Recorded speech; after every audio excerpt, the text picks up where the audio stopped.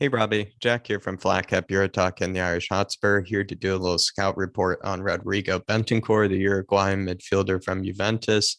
Uh, just want to say I feel like he had a fantastic cameo against Brighton, had that wonderful touch that we all feel like a lot of our midfielders should be able to do, but seems like Rodrigo's the only one. So I'm going to share my screen here and kind of give you maybe a bit of insight as to maybe what Rodrigo Bentancur can bring to Spurs here, everybody. And just first off the bat, he's from Uruguay, everybody. Born June 25th, 1997, 24 years of age.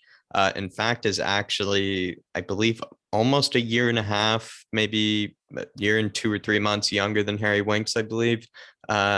Position, he plays as a center mid, can play as a holding midfielder, 6 feet 2 inches, as we did see, quite tall. He is his youth career was at Boca Juniors. Also played for one of the biggest teams in Uruguay, I believe, as well. Market value stands around 22.5 million pounds, and we got him for around 19 million pounds, I believe. So, or euros, actually, 19 million euros. So, really a slamming deal, really great deal when you do think about it. Some of his attributes are stamina, work rate, tackling, which we all saw, I feel like, in that small little cameo. The pressures you can certainly see at times as well. His ability to be able to kind of press high up the pitch and try to win the ball high up the pitch, kind of similar to Højbjerg. I know there's a lot of kind of comparisons to him and Winks. I would actually say Rodrigo Bentancur probably might have more in common with maybe a Højbjerg than actually a Winks, to be fair. I feel like he has maybe kind of that eye for a pass and kind of that passing range, maybe similar to what a Winks does, but more kind of in line with Højbjerg, though, when it comes to kind of the defensive robustness. At least that's what he was for Juventus. He was known as that kind of defensive guy for them. Versatility, certainly, just in that his position sense, his positional ability to be able to play lots of different positions. Very calm and cool in possession, as we saw from that unbelievable touch against Brighton. I made this little slideshow a long time ago as well. And so it's good to see that there's a good example of that cool in possession sort of attribute. Get stuck in, which we also saw as well from that little cameo of his. But let's compare him and Ollie Skip. I wanted to compare him and Højbjerg, but Højbjerg has played plenty more games so far this season. In the Premier League than Bentancur has. Their total minutes are just really, really different. So might as well just compare him to Ollie Skip then.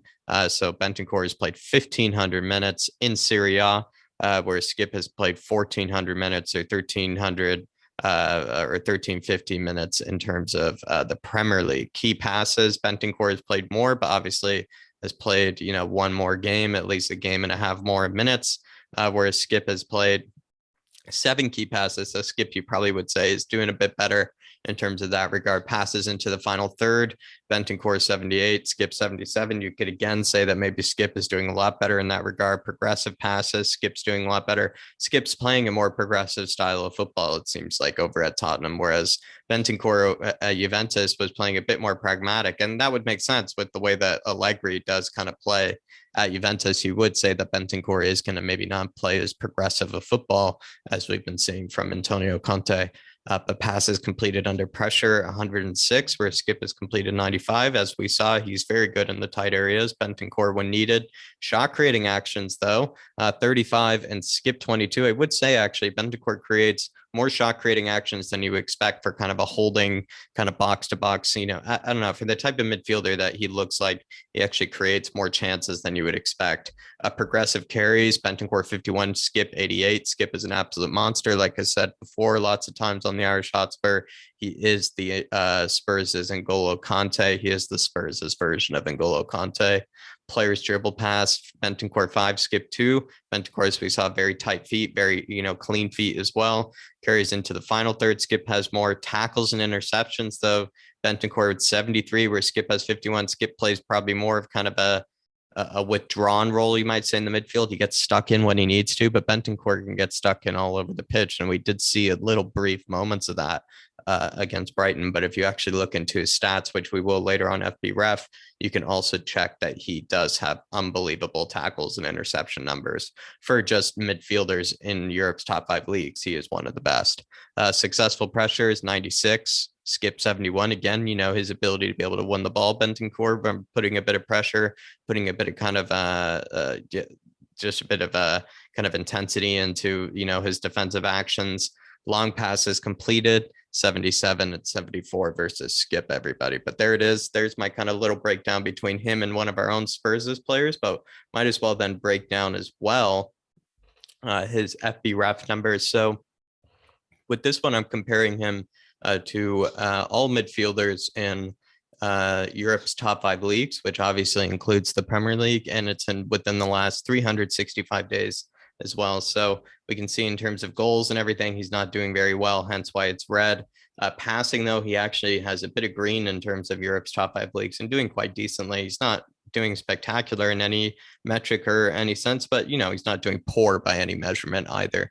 Pass types, you could see that there's certain ones he doesn't play a lot of, not a through balls played, certainly, but also not a lot of high kind of over the top through balls really played, more kind of on the floor, keeping possession kind of numbers. So we'll see if that kind of changes with Spurs, because he's not really doing that. But then again, he does have a fair bit of shot creating actions, 2.5 shot creating actions, which is quite decent for the type of player I would say that he is.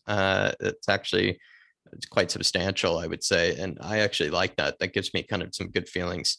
But in the defensive areas is where he's certainly his best. You can see that he really does kind of rank some of the better kind of, he's one of the better ranked midfielders in all of Europe's top 5 leagues when it comes to defensive measurements, and especially when it comes to tackles and interceptions, like we were speaking before, over 5 tackles and interceptions. Anybody who has over 5 tackles and interceptions is an absolute monster. They really are. I mean, that's the kind of elite level numbers right there.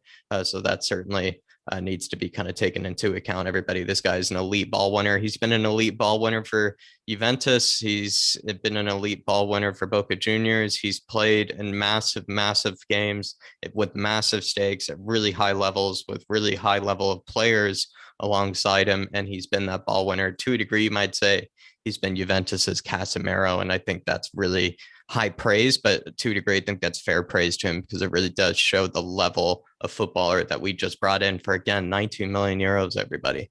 But as well, the progressive kind of carries, not so great, but also not terrible either when you are comparing him to all of Europe. When you're comparing him to all of Europe, I mean, it's not terrible. But there it is, everybody. Those are kind of his FP rep numbers as well.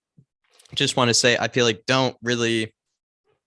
maybe some of the cameos that we saw from Bentancur, you can kind of tell that he certainly is not, a mid-level player for Juventus. He's certainly not a player that wouldn't be able to get into our team or anything. I think he can easily get into our squad. I think we're seeing that just from that brief cameo. But as well, he's played at a high level, everybody. He's played at a higher level than the likes of Harry Winks, Højbjerg, and Skip almost combined to a degree. I know Winks has played in a Champions League final, but at the end of the day, that's been his only kind of brief stint of kind of high level of football and high pedigree of football, because Winks doesn't play a consistent amount of football, where Bentancur has been playing consistent minutes, playing almost over 2,000 minutes, I believe, for Juventus each season. He's been their Casemiro. He's been that ball winner, that mainstay in the midfield for the past 3 or 4 seasons. He's won Serie A titles. He's played in major matches. He's won trophies there.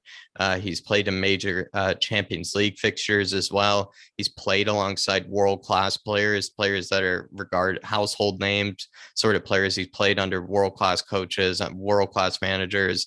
The guy is a world-class player at the end of the day when it comes to the fact that he has played at the world-class game. I'm not saying he's a world-class player, but he has played at the highest level of the game and has been able to do quite well at it.